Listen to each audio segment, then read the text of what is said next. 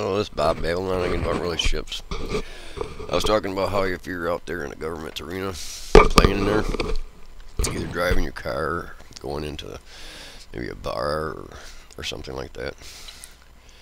Now you're on their terms, on their ground, in their territory.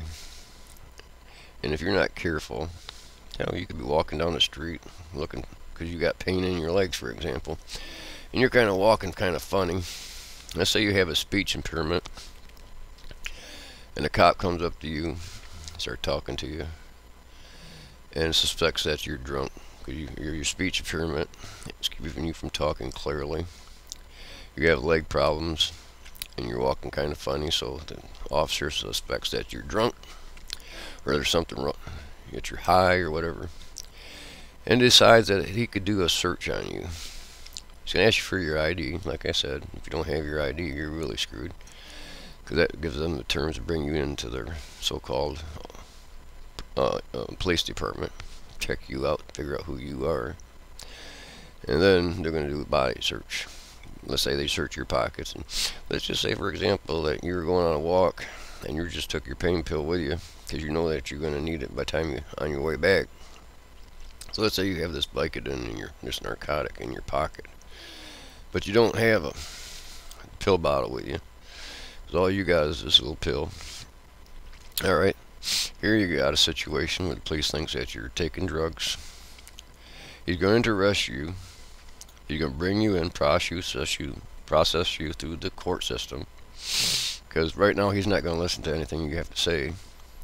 You can say, well, I got a prescription bottle at home.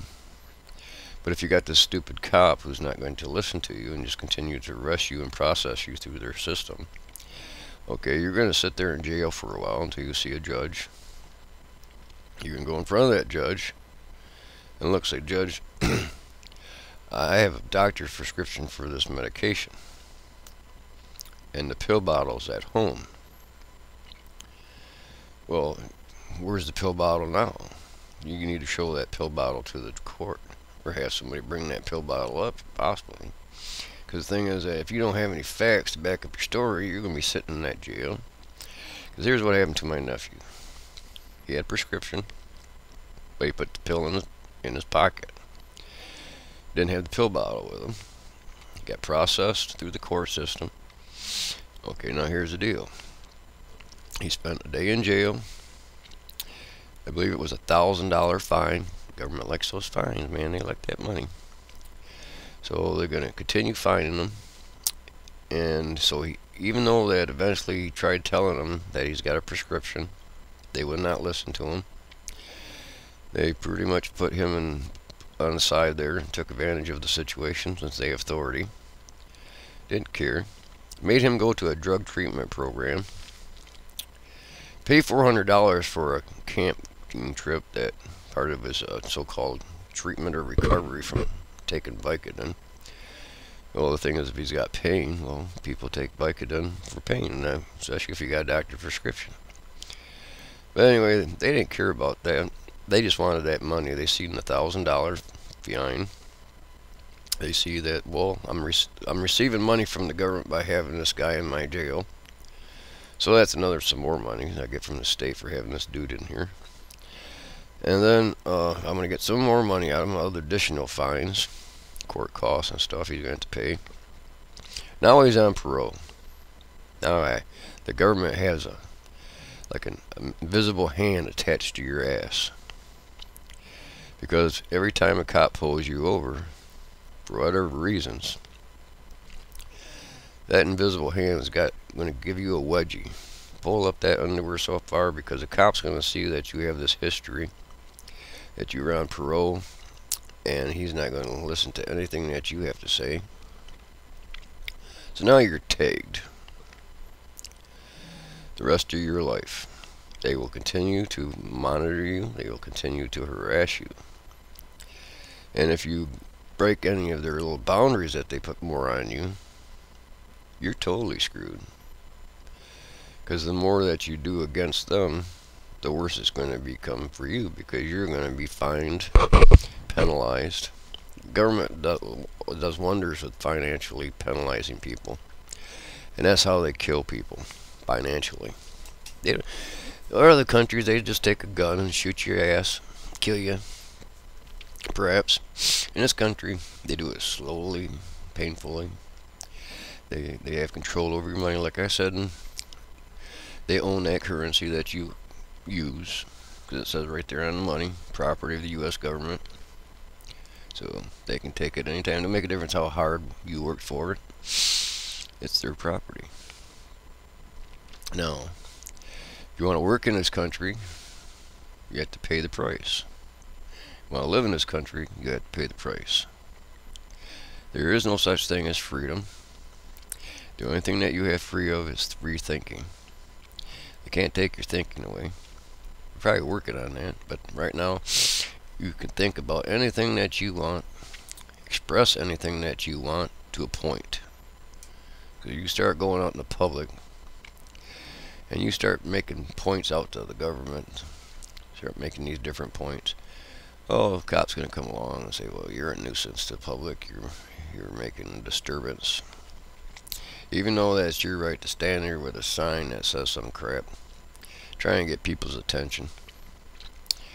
But yet, you're supposed to be part of this we people thing, which is still a fairy tale story. I don't know, I think that these founders of this country must have been stoned out of their mind when they wrote that Constitution and independence. Because think about it for a minute. Here they built this country by making a race of people forced to build this country by slaves of different people. Here they stole the land.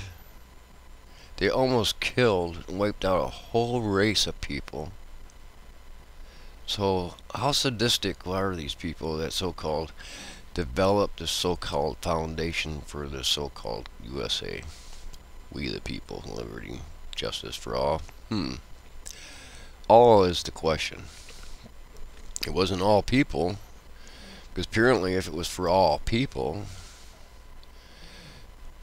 African Americans are people, Indians are people, Chinese are people. We're all human. No matter how you look at it, we're all human beings. Now God decided he liked a colorful world. He wants to make all different kinds of colors, which created all different kinds of cultures. And the thing is that you got to respect other people's cultures, and you have to try to understand them, but they are still a human being. So in my opinion, here you have somebody like Hitler, who tried wiping out all the Jews. Here you have the founders of this country, who almost wiped out the Indians, stole their land, disrespected them, ongoing disrespecting them. Till to this day, they're still disrespecting them, making them stay on reservations. I don't understand that concept, but anyway, in my opinion, this U.S. government doesn't belong to we the people, or this so-called government. My opinion is that the natural people of this land is the Indians. It should belong to them. And I have a lot of respect for those people, because they have respect for the environment, they have respect for nature, they have respect for animals, they have respect for each other, they stand by each other, they care about each other, and they love each other.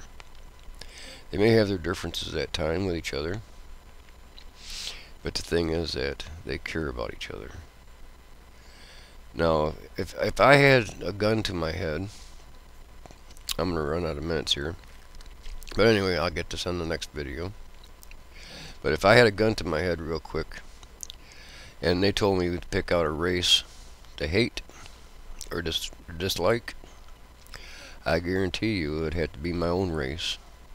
Because the white people, if you look at the history, they're the most sadistic, excuse my language, son of a bitch and race I have ever known. I have never been disrespected by anyone but the white race. Sexually abused, physically abused, emotionally abused. And why would I want to have any respect for this race if I had a gun to my head and had to pick out a race?